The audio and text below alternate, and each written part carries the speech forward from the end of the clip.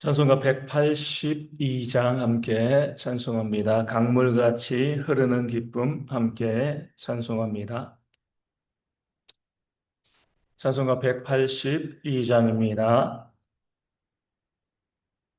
182장 함께 찬송합니다. 강물같이 흐르는 기쁨 성령 강림함이라 정결한 마음 영원하도록 주의 거처 되겠네. 주님 주시는 참된 평화가 내 맘속에 넘치네. 주의 말씀에 거센 풍랑도 잠잠하게 되도다. 나의 생명 소생케 됨을 성령이 마심이라. 모든 의심 슬픔 사라져 주의 평강 넘치네. 주님 주시는 참된 평화가 내 맘속에 넘치네. 주의 말씀에 거센 풍랑도 잠잠하게 되도다. 하늘에서 담비 내리고 햇빛 찬란함같이 우리 마음에 성령이 많이 주님 보내심이라. 주님 주시는 참된 평화가 내 맘속에 넘치네. 주의 말씀에 거센 풍랑도 잠잠하게 되도다. 생명시인에 넘쳐 흘러서 마른 광야 적시니 의의 열매 무르익어서 주수를 기다리네. 주님 주시는 참된 평화가 내 맘속에 넘치네. 주의 말씀에 거센 풍랑도 잠잠하게 되도다. 놀라우신 주의 은혜로 그의 얼굴 뵙겠네. 영화로운 안식처에서 영원토록 쉬겠네. 주님 주시는 참된 평화가 내 맘속에 넘치네. 주의 말씀에 거센 풍랑도 잠잠하게 되도다. 아멘. 사도신경으로 우리의 신앙을 함께 고백합니다. 나는 전능하신 아버지 하나님 천지의 창조주를 믿습니다. 나는 그의 유일하신 아들 우리 주 예수 그리스도를 믿습니다. 그는 성령으로 잉태되어 동정녀 마리아에게서 나시고 본디오 빌라도에게 고난을 받아 십자가에 못 박혀 죽으시고 장사된 지 사흘 만에 죽은 자 가운데서 다시 살아나셨으며 하늘에 오르시어 전능하신 아버지 하나님 우편에 앉아 계시다가 거기로부터 살아있는 자와 죽은 자를 심판하러 오십니다. 나는 성령을 믿으며 거룩한 공교회와 성도의 교제와 죄를 용서받는 것과 몸의 부활과 영생을 믿습니다. 아멘. 사도행전 2장 14절에서 21절까지의 말씀입니다. 사도행전 2장 14절에서 21절까지의 말씀입니다. 제 말씀을 읽어드리겠습니다. 베드로가 11사도와 함께 서서 소리를 높여 이르되 유대인들과 예루살렘에 사는 모든 사람들아 이 일을 너희로 알게 할 것이니 내 말에 귀를 기울이라. 때가 제3시니 너희 생각과 같이 이 사람들이 취한 것이 아니라 이런 것 선지자 요엘을 통하여 말씀하신 것이니 일러스되 하나님이 말씀하시기를 말세에 내가 내 영을 모든 육체에 부어주리니 너희의 자녀들은 예언할 것이요 너희의 젊은이들은 환상을 보고 너희의 늙은이들은 꿈을 꾸리라. 그때 내가 내 영을 내 남종과 여종들에게 부어주리니 그들이 예언할 것이요 또 내가 위로 하늘에서는 기사를 아래로 땅에서는 징조를 베풀리니 곧 피와 불과 연기로다. 주의 크고 영화로운 날이 이르기 전에 해가 변하여 어두워지고 달이 변하여 피가 되리라. 누구든지 주의 이름을 부르는 자는 구원을 받으리라 하였느니라. 아멘. 오늘 본문에는 심판과 구원을 행하시는 하나님의 모습을 우리 가운데 보여주고 있습니다. 오순절의 놀라운 성령 역사에 대해서 베드로는요, 요엘의 말씀을 가지고 그 사건을 해석합니다. 왜 하나님께서 우리 가운데 성령을 부어주셨는가? 그 이유는요, 말세이기 때문에 그렇습니다. 성령이 충만하게 부어지는 것은요, 하나님께서 준비하고 예비하신 그 마지막 심판의 때가 임박했다는 것을 보여주고 알려주고 있는 겁니다. 창세기부터 하나님께서는요, 끊임없이 마지막 심판을 말씀하시고요, 말세와 종말을 말씀하고 있습니다. 왜냐하면 그 종말 이후에 택함을 받은 자들이 하나님과 영원히 하나님의 온전한 나라를 이룰 것이기 때문에 그렇습니다. 창세기부터 종말의 때까지는요, 하나님께서 택한 자, 주의 이름을 부르는 자들을 구원하시는 그런 역사가 있는 시기입니다. 하나님의 궁극적인 목적은요, 심판을 지나서 심판 이후에 새하늘과 새 땅에서 택함을 받은 백성들, 주의 이름을 부르는 자들, 구원받은 백성들과 영원토록 함께 살아가는 것이 하나님의 최종 목표이기 때문에 하나님께서는요, 성경을 통하여서 창세기부터 요한계시록까지 모든 말씀을 통하여서 마지막 심판의 날, 크고 두려운 날, 불과 연기가 있는 그 하나님의 날들에 대해서 선포하고 우리가 그 날을 이기기 위해서 주의 이름을 부르고 구원받는 역사가 있어야 된다는 사실을 끊임없이 우리 가운데 말씀하고 있습니다. 왜 우리를 구원하셨습니까? 왜 우리가 복음을 증거하고 전도하고 선교해야 되죠? 심판이 있기 때문에 그렇습니다.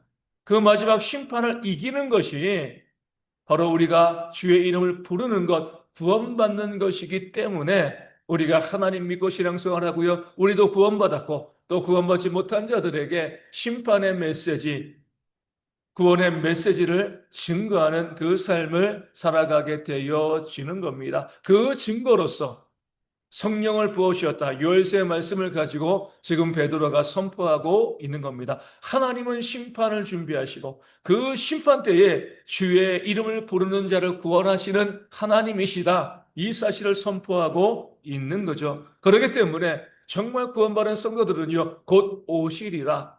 마라나타, 주여 속히 오시옵소서. 이 말을 마음에 품고 살아가는 것이 진정한 성도들의 모습이 되어지는 겁니다. 어제 수요저녁에도 말씀드린 것처럼 바로 오늘이라도 예수님이 재림할 수 있다는 사실, 또 오늘 내가 주님 품으로 갈 수 있다는 그 개인적인 종말이 내게 임할 수도 있다는 그 사실을 믿고 살아가는 것이 성도들이 되어지는 겁니다. 그럴 때 우리는 이 땅이 아니라 하늘의 보화를 쌓게 되어지는 거죠. 누구든지 소용 있는 것을 쌓아두게 되어집니다. 주님의 재림이 임하게 되어지면 마지막 그 심판의 날이 임하게 되어지고 새하늘과 새 땅으로 우리가 옮겨지게 되어지면 이 땅에서 우리가 쌓아두었던 그런 돈들, 은행에 예치했던 돈들, 또 부동산들, 그 어떤 것도 우리가 가져갈 수가 없는 거죠. 그 사실을 우리가 알고 있다라고 하면 결국 가져가지 못할 것, 내 것이 되지 못할 것을 쌓아두는 그런 어리석은 삶을 살아갈 이유가 없는 겁니다. 온전히 하나님의 나라에서 영원히 쓸 수 있는 하늘의 보화를 쌓는 것이 우리의 삶의 목적과 방향이 되어지는 거죠. 이 세상의 전부라고 생각하니까요. 심판을 믿지 아니하고요.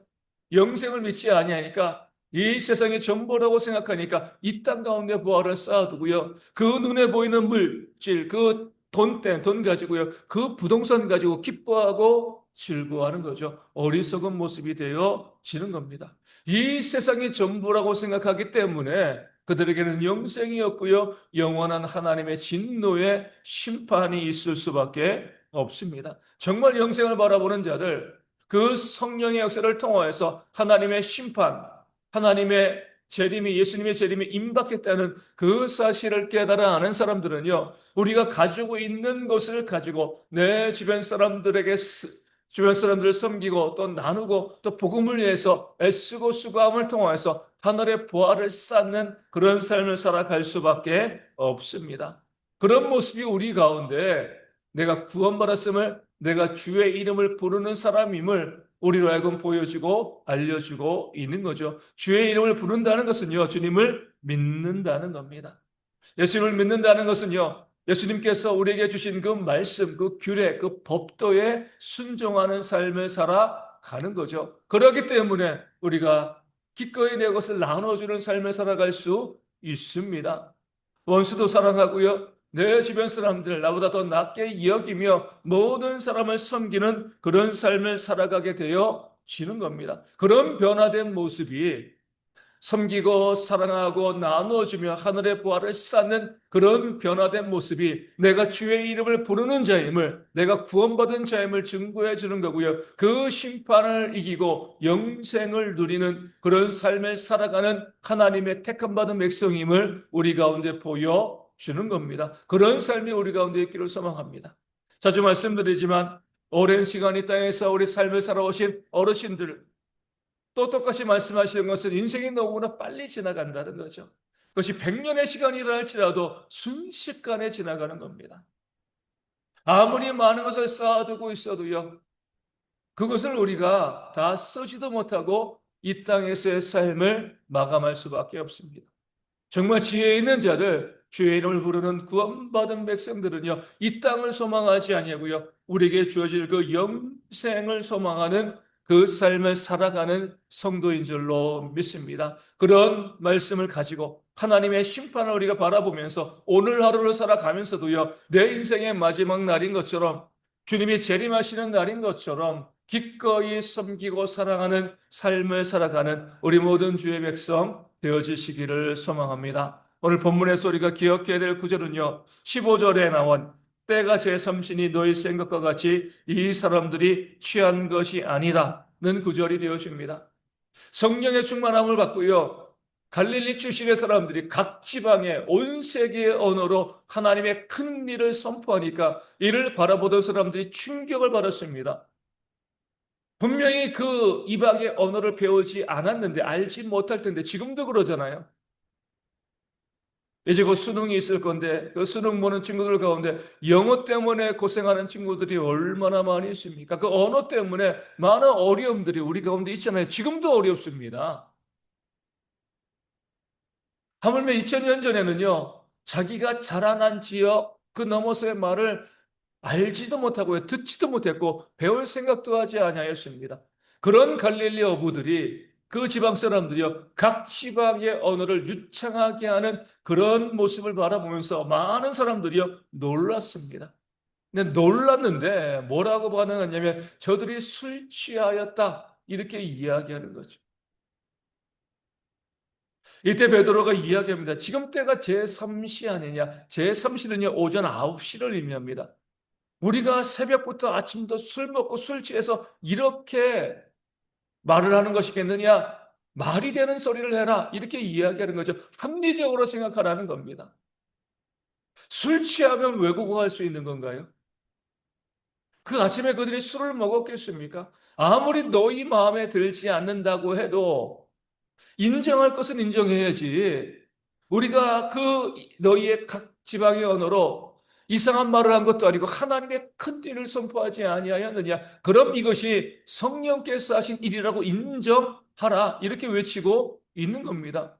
얼토당토 않는 그런 말을 가지고 억지로 모함 씌우지 말고 객관적으로 모든 것을 바라보고 인정하라, 이렇게 지금 베드로가 외치고 있는 것이죠. 우리 성도들 가운데도 이런 모습이 있어야 됩니다. 팔은 안으로 굽는다고 하잖아요. 많은 사람들이 내 편에 내 편의 일들에 대해서는 너무나 관대하게 다 용납하고 바라보고요. 내 편이 아니라고 하면은요, 다 부정하는 그런 모습을 보입니다. 정치권이 그러잖아요. 여야가 보면 자기 편은 무조건 감싸고요. 그렇지 않으면 무조건 대적하는 그런 모습을 보이기 때문에 이 나라가 이렇게 혼란스러운 겁니다. 객관적으로 바라봐야죠. 내 편이 아니라 할지라도 잘하고 있으면 칭찬해주고요. 박수 쳐주고요. 그들이 낸 법안을 또 함께 동의하며 만들어가는 그런 모습이 있어야지 나라가 온전히 세워질 수 있게 되어지는 겁니다. 이 교회 안에서도 우리 가정에서도 마찬가지입니다. 내 생각으로 내 기준으로 바라보고 무리한 해석과 무리한 이야기를 하는 것이 아니라 옳으면 옳다라고 이야기하고 아니면 아니다 이렇게 이야기하면 되는 겁니다. 모든 것을 객관적으로 바라볼 수 있는 그런 모습이 우리 가운데 있어야 되는 것이지 내가 미워하는 사람이라고 해서요. 내가 싫어하는 사람이라고 해서 무조건 그들에 대해서 오늘 술 취했다라고 이야기하는 것처럼 말도 안 되는 이야기를 지어내면서 비난하고 공격하고 정죄하는 그런 일들은 성도들의 모습이 아닌 것이죠. 늘 하나님 믿는 백성으로 네 편이냐 내 편이냐 따지는 것 이것을 먼저 없애야죠. 누구든지 내 이웃이 어떤 일들을 했을 때 옳은 것은 옳다라고 이야기하고요. 아닌 것은 아니다라고 이야기할 수 있는 그런 모습이 있을 때에 우리 믿는 자들을 통하여서 하나님의 나라의 일들이 이루어지고요. 우리 가운데 어떤 다툼도 오해도 발생하지 아니하고 은혜 가운데 우리 가정도 교회도 이 나라도 든든히 세워지게 되어질 줄로 믿습니다. 믿는 자로서 주관적으로 판단하지 말고 객관적으로 모든 것을 바라볼 수 있는 과연 정말 그럴까?